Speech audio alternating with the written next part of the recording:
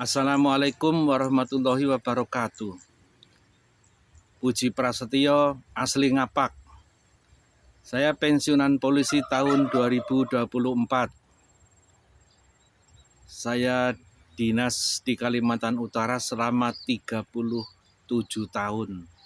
Jadi sudah pensiun, dinasnya 37 tahun sudah.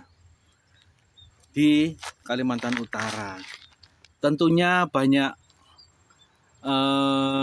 kejadian-kejadian atau pengalaman yang saya alami, baik senang maupun susah atau yang mengharukan,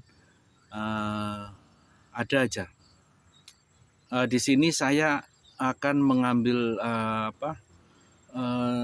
salah satu kejadian yang pernah saya alami, orang alami kemudian minta tolong kepada saya. Jadi saya akan cerita di sini, akan jadikan sebagai bunga-bunganya ilmu kehidupan, ya kan? Yaitu ada seseorang perempuan waktu itu masih muda, kejadian kira-kira tahun 2017 atau 2015, lupa saya. Yang jelas itu ibu-ibu, karena sudah nikah, ya saya panggil ibu-ibu ya, walaupun dia masih muda waktu itu.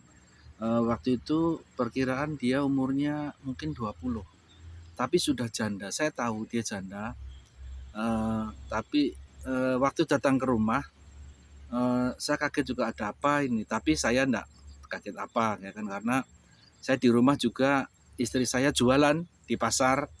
Jadi walaupun ada tamu waktu itu, datang sore tamu itu. Jadi saya udah pulang kerja. Kebetulan saya lebih banyak dinas di staf. Staf itu pergi pagi, pulang sore jam 4 sudah pulang. Nah ini ada tamu ibu-ibu, ibu muda umurnya 20. Dia tuh datang jam 5 sore. Jadi saya di rumah sudah sholat asar, sudah santai, saya nunggu. Biasanya saya kalau sore itu jalan-jalan sama istri. Kalau enggak ya sore itu biasanya ngantar barang jualannya istri. Istri itu selalu jualan di pasar. Terus nanti kalau ada pembeli yang jauh mau diantar, dikumpulin dulu. Nanti saya pulang dinas jam 4 ya, kira-kira jam 5 nanti saya antar ke tempat pelanggan, saya antar. Kebetulan waktu itu sore itu enggak ada antaran barang yang mau diberikan kepada konsumen. Jadi saya santai duduk di rumah sama istri. Nah itu tiba-tiba ada tamu, boleh dibilang ya mbak, ya ibu ya kan, masih muda juga sudah nikah kan, bisa panggil ibu. Dia cerita sambil nangis. Loh ada apa ini orang nangis? Cerita sambil nangis. Pak, ini saya mau ditangkap nih Pak, katanya. Ditangkap. Terus dia cerita dulu, jangan nangis dulu. Cerita bagaimana ceritanya kok bisa mau ditangkap. Iya, saya beli handphone. Katanya handphone saya ini handphone selundupan, mau ditangkap. Ya saya, dalam batin saya, ini pasti orang kena tipu ini. Masa ada orang beli handphone selundupan ditangkap. Jadi beli handphone berapa biji? 1. Itu kelihatan bohongnya. Kelihatan bohong. Jadi saya wah ini kena tipu ini kelihatannya nih ya. Terus ya coba cerita dulu. Mbak atau Bu, saya bilang gitu kan. Ini dia tuh buka handphone waktu tahun itu kan lagi rame-ramenya IG ya, Instagram ya. Instagram. Terus dia katanya mau beli handphone yang merek yang mahal itu, iPhone, ya kan. iPhone waktu itu tahun segitu mungkin harganya kira-kira 9 gitu ya, atau 8. Tapi ini katanya nawarkan sama dia tuh cuma seharga 2,5. Jadi kan minat. 2,5. Pas sudah dikirim uang dia sendiri, nggak tahu saya itu sama ibu-ibu itu, ibu muda itu ngirim uang 2.500.000. Ternyata ditunggu-tunggu sampai seminggu gitu kan, nggak datang handphonenya. Terus telepon, terus ibu ini nelpon kepada orang yang jual itu, Pak, handphone saya sudah saya bayar kok belum datang. Terus aku yakin ini pasti penipu nih kan. Terus apalagi Bu, cerita Bu.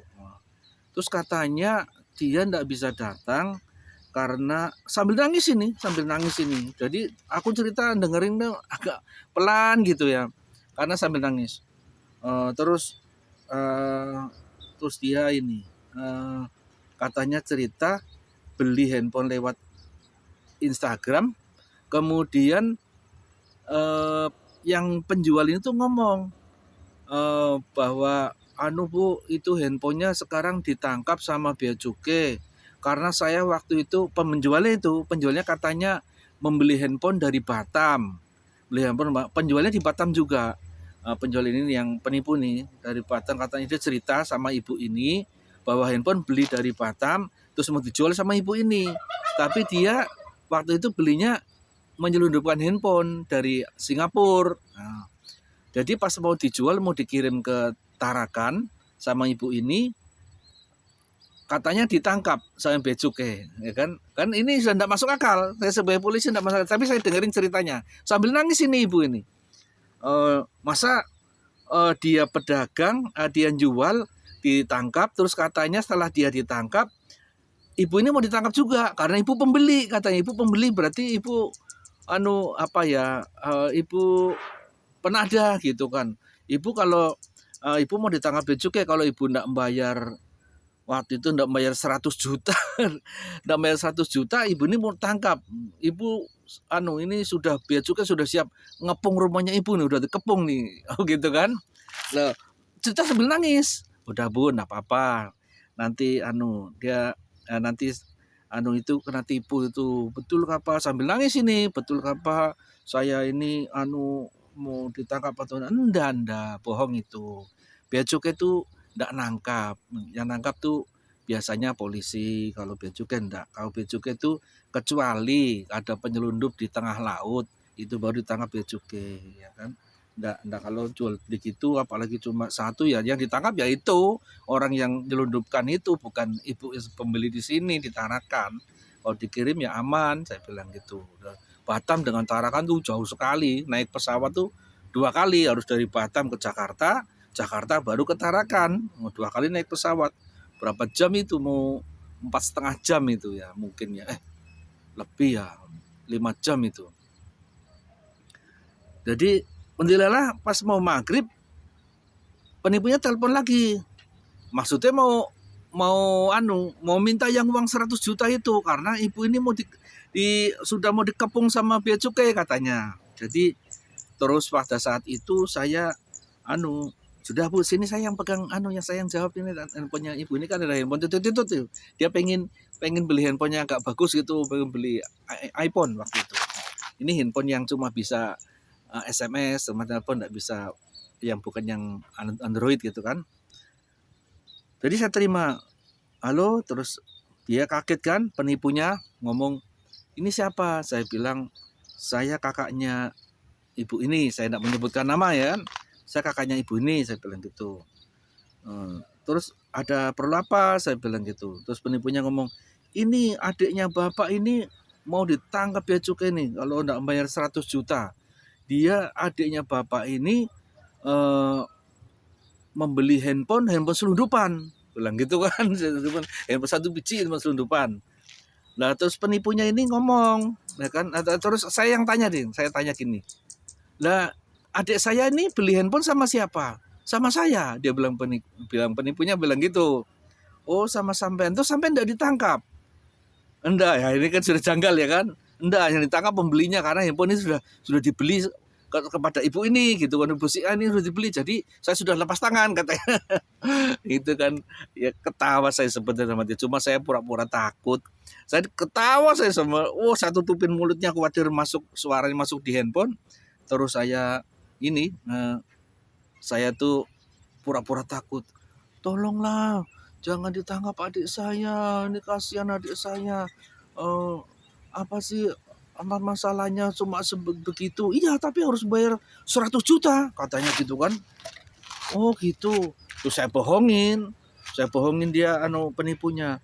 100 juta, kok banyak betul, enggak bisa kurang. Kurang lah, padahal saya enggak punya uang 100 juta. Terus dia penipunya, enggak bisa. Kurang 1.000 rupiah pun enggak bisa. Kalau enggak ditangkap yang dikepung sama bea cukai, bilang gitu penipunya. Sok hebat saya bilang. Hebat saya telepon sambil ketawa saya. Terus saya ngomong, oh iya sebetulnya ada ini jatah warisannya dia, adik saya.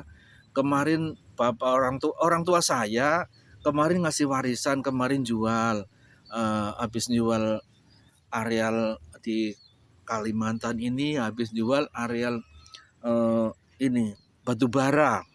Area batu bara, kebetulan kami anak berdua laku ini batu bara, arealnya laku 3 miliar. Jadi 1 miliar orang tua saya, 1 miliar saya, 1 miliar adik saya. Saya bilang gitu kan. Ini ada uang 1 miliar ini, adik saya jatahnya.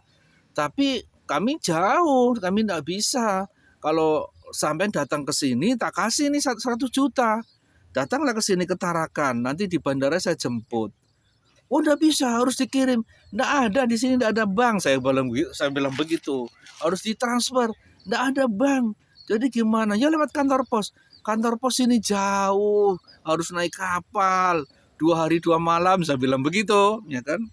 Terus bingung penjahatnya, bingung. Terus terus saya minta tolonglah datang ke sini, jangan sampai ditangkap adik saya. Ini ada uang 1 miliar, saya bilang begitu kan. Nanti tak kasih 100 juta, bila perlu tak tambahin lah 200 juta. 100 juta untuk bea cukai, 100 juta untuk sampean, saya bilang begitu. Tambah bingung dia penjahatnya tuh, penipunya tuh. Terus, enggak bisa, ini harus transfer jauh. Saya harus ke bank itu naik kapal 2 jam. Padahal banknya deket rumah saja ya kan, cuma ini untuk membuktikan, saya meyakinkan ibu ini bahwa ini penipu. Mau tak kasih uang 100 juta, enggak mau juga datang. Katanya kalau enggak bayar 100 juta mau ditangkap, ya kan? Bahkan dia mau tak tambahin lagi 100 juta. Ini untuk meyakinkan ibu ini bahwa saya sanggup bayar 100 juta untuk bea cukai, 100 juta untuk kamulah yang penipu ini kan. Coba saya enggak ngomong penipu kan. Coba datang sini ya kan. Terus akhirnya ibu ini nangisnya diam sudah. Oh iya, rupanya penipu gitu kan. Cuma mau dikasih 200 juta enggak datang ya kan. Ya terus ternyata ditutup. Ya sudah. Marah-marah sudah penipunya, marah-marah. Wah, ditutup, dimatikan. Terus saya ngomong sama ibu nih kan, Bu, dia penipu, dia bohong. Jadi sampean sudahlah hilang 2,5 juta itu pada saat itu tahun 2015 termasuk besar ya. Uang 2,5 juta ya. Mungkin kalau handphone yang bagus yang kayak Samsung atau apa ya mungkin bisa. Ya saya cerita, ya sudah Bu, ini kena tipu, ya sudah Ibu aja, istirja. Nah, istirja tuh serahkan lagi kepada Allah, yaitu istirja tuh ya innalillahi wa inna ilaihi rajiun, Allahumma surni fi musibati wa ahlili khairu minha. Dia bilang gitu kan. Ya, kenapa kok innalillahi kayak orang mati? Iya kan? Namanya uang kan dari Allah, kembali kepada Allah. Innalillahi, semua dari Allah kembalikan kepada Allah. Innalillahi rajiun.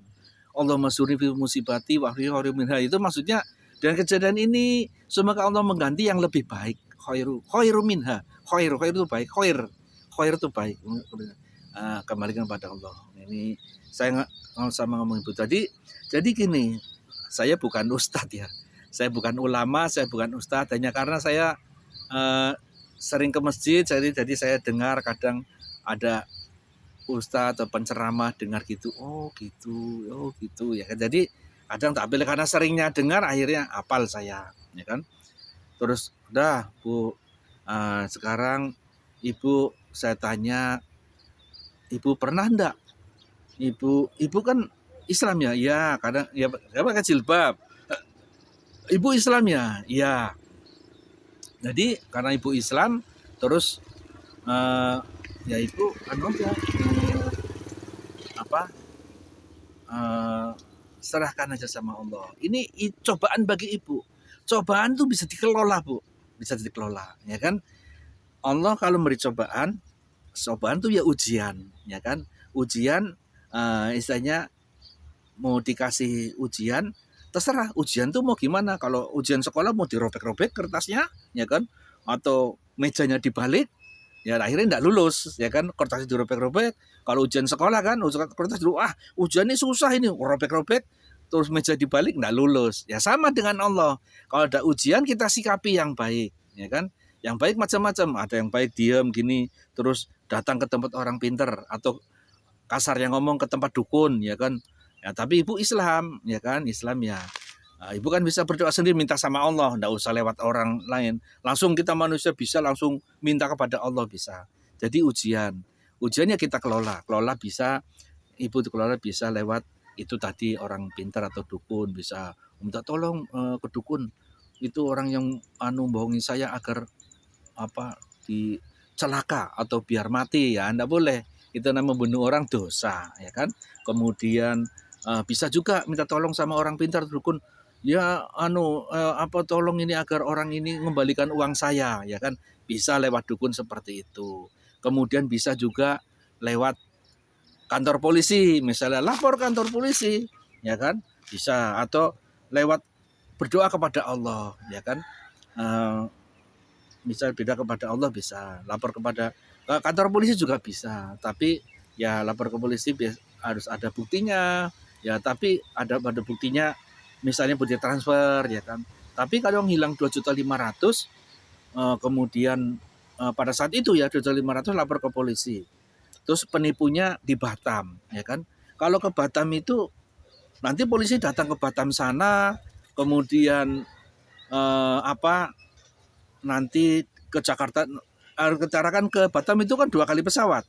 Dari Tarakan ke Jakarta 2.500.000. Dari Jakarta ke Batam berapa? Mungkin 2.500.000 juga mungkin yang perkiraan ini. 5 juta, PP 10 juta. Sedangkan Ibu hilangnya uang ditipu 2.500.000. Ini 10 juta yang bayar siapa, ya kan? Ya, enggak mungkin polisi pakai uang gaji sendiri ya. Kalau polisi seperti saya misalnya punya istri, Bu, bulan ini jangan makan dulu ya, ini uangnya mau beli tiket mau ke Batam. Ya enggak mungkin, ya kan, misalnya. Ya enggak mungkin seperti itu. Jadi ya sudah Bu, kita serahkan kepada Allah, bahwa ini ujian, ya Allah, saya diuji seperti, ya Allah, semoga saya mampu menghadapi ujian. Kemudian nanti kalau uang saya minta diganti, ya Allah, itu uang susah, ya Allah. Itu Ibu ini kan kelihatannya ya kerjanya seadanya, kadang bantu-bantu orang, kadang bantu katanya ngajarin anak-anak les, itu kan ngajarin anak ngaji yang tingkat-tingkat anak-anak kecil gitu kan, tingkat anak kecil lah kan, yang umur-umur TK gitu kan. Susah untuk untuk mendapatkan uang itulah, untuk mendapatkan uang itu, uang 2.500.000 itu sangat besar bagi Ibu itu. Ya terus ya Bu, sekarang kembalikan kepada Allah. Ibu minta ganti sama Allah. Ini kan cuma ujian. Ya Allah, kau menguji begini, ya Allah. Aku jangan diuji lagi yang berat seperti ini, gitu aja. Minta ganti, ya Allah. Saya minta ganti, ya Allah, diganti uang yang lebih banyak dan barokah, ya Allah. Seperti itu. Ya terus ya yang sudah Bu, anggaplah Ibu kan belum pernah sedekah ke masjid bayar 2.500.000 kan, enggak pernah. Ini berarti Ibu dipaksa sama Allah untuk sedekah 2.500.000. Yang maksa siapa? Allah. Ya, yang maksa Allah. Jadi Ibu ya sudah, itu berarti perintah Allah ke hatinya Ibu. Ibu terus transfer uang 2.500.000, walaupun itu yang makan penipu, yang makan hantu atau siapa, ya enggak usah urus. Yang penting Ibu diniatkan aja sudah, mulai sekarang ikhlaskan aja niat bahwa Ibu sedekah 2.500.000. Walaupun kena tipu, dah diikhlaskan aja. Insya Allah akan ada gantinya lebih baik, lebih berkah. Tadi udah doa istirja itu kan ya seperti itu. Jadi setelah aku ngomong begitu, istri saya juga agak tenang. Istri saya ada sore-sore datang janda, ya masih muda lagi umur 20-an. Dia janda, saya tanyakan, "Ibu apa tinggal di mana ini?" Terus "Ibu mana suaminya?" Saya bilang gitu. Karena dia bilang, saya kerja susah gitu kan. Karena kerja susah kan, kerja. No. Ini kerja apa gitu? Saya enggak berani tanya. Cuma ibu suaminya mana, saya bilang gitu. Model-modelnya sudah punya suami nih. Tadi saya janda Pak, sudah cerai gitu kan. Nah, terus setelah dia cerita seperti itu, istri saya agak tenang juga. Oh ini bukan ada masalah apa, hanya masalah karena tipu misalnya kan. Ya cobaan seperti itu. Dan saya juga ini juga nasihat bagi diri saya, istri saya dan anak-anak saya. Ya juga bagi para penonton video saya, ini suatu cara. Kalau sudah kena tipu yang tidak bisa kita hindari, itu kan tidak bisa kita hindari. Takdirnya manusia hari itu, hari naas itu enggak ada di buku katanya orang-orang. Hari naas ada di buku, sudah kena tipu, ya sudah. Relakan aja. Memangnya kalau marah, terus mau guling-guling atau mau ngamuk-ngamuk, ya memangnya kembali uangnya, enggak kembali. Lapor polisi juga enggak mungkin kembali uangnya.